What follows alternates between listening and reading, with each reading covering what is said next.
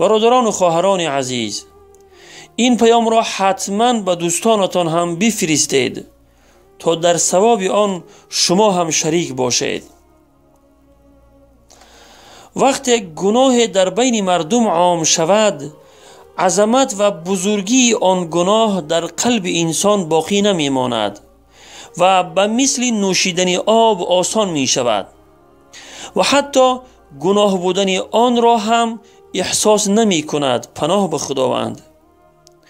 از جمله آن گناهان گناه دروغ 1 اپریل است که اگرچه دروغ گفتن گناه بزرگ است، ولی عظمت و بزرگی گناه آن از قلبها رفته و به مثل نوشیدن آب آسان شده است.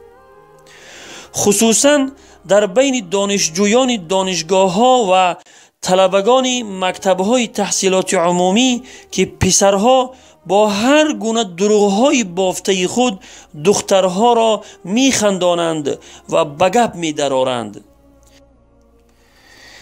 این یک دروغ آنها جوانان را به چند گناه دیگر هم می‌کشاند.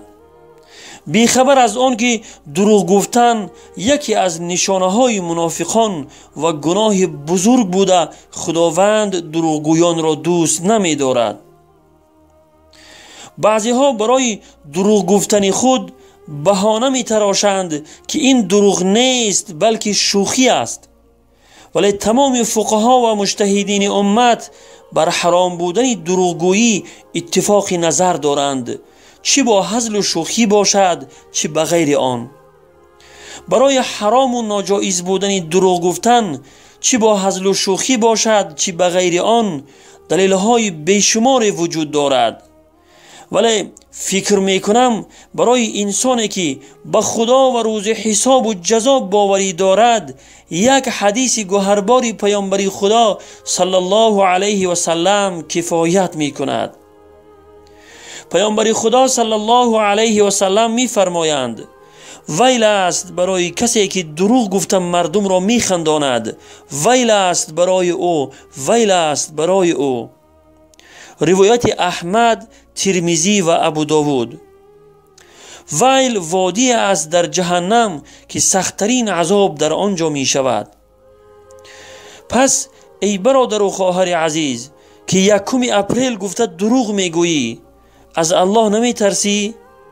خدا و پیامبر تو دروغ گفتن را نکوهش کرده منع فرموده اند. پس چرا تو تقلید از فرهنگ غرب کرده خدا و پیامبرت را نافرمانی میکنی؟ آیا فرموده های خدا و پیامبرش صلی الله علیه و سلم برای تو هیچ ارزشی ندارد؟ چگونه خود را مسلمان می شماری در حالی که خدا و پیامبرت را نافرمانی میکنی؟ برادران و خواهران عزیز، بیگانه پرستی بس است.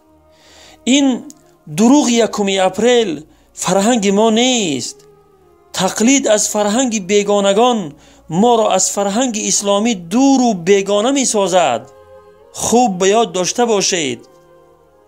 و السلام علی من اتبع الهدى.